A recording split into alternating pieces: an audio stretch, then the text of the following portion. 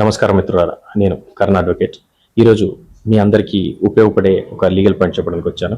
అదే పోలీస్ స్టేషన్కి వెళ్లకుండానే బాధితులు వారి అనుకూలమైన లేదా ఇంటి వద్దనే కేసు నమోదు ఎఫ్ఐఆర్ గురించి తెలియజేయడానికి వచ్చాను. సాధారణంగా ఈ మధ్యకాలంలో మనం పోలీసు వారే ఇంటికి వచ్చి బాధితుల ఇంటి వద్దకి వచ్చి ఎఫ్ఐఆర్ నమోదు చేశారు, కేసు నమోదు చేసిన వార్తలు చాలా చూస్తుంటాం.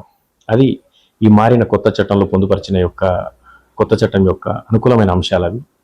సాధారణంగా మహిళలు లైంగిక వేధింపులు, రేప్, యాసిడ్ దాడులు, చిన్నపిల్లలపై లైంగిక వేధింపులు జరిగిన సందర్భాలలో వారు పోలీస్ స్టేషన్కి వెళ్ళడానికి కొంచెం ఇబ్బంది పడే సందర్భాలు ఉంటాయి. అలాంటి సందర్భాలలో బాధితులు కానీ, విక్టిమ్స్ కానీ, ఎవరైనా కానీ స్టేషన్కి వెళ్లకుండానే వారి యొక్క కేసు నమోదు వారి ఇంటి వద్ద కానీ వారికి అనుకూలమైన ప్రదేశంలో చేయడానికి కొత్త చట్టంలో పూర్తి మార్పులు చేయడం జరిగింది. అలాగే యాక్సిడెంట్ జరిగిన వృద్ధులు కానీ, కదలని స్థితిలో ఉన్నవారు కూడా ఈ కొత్త చట్టం ద్వారా వారికి చాలా లబ్ధి చేకూరే అవకాశాలు ఉన్నాయి. సో ఈ మారిన చట్టం ప్రకారం మీరు చేయాల్సిందల్లా ఏం లేదు.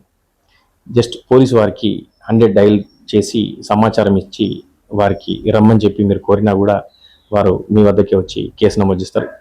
ఒకవేళ అది మీ పరిధి కానీ వారి పరిధి కానీ కేసు నమోదు చేసిన కండిషన్ పరిధి కానీ స్టేషన్ అయినట్టయితే వారు ఆ పరిధి పోలీస్ స్టేషన్కి వారే అటు కేసును ట్రాన్స్ఫర్ చేస్తారు. ఇది అందరికీ తెలియాల్సిన ఉపయోగపడే సమాచారం కావున సాధ్యమైనంత వరకు అందరికీ తెలిసేలా చేయండి. మీ కర్ణ అడ్వకేట్.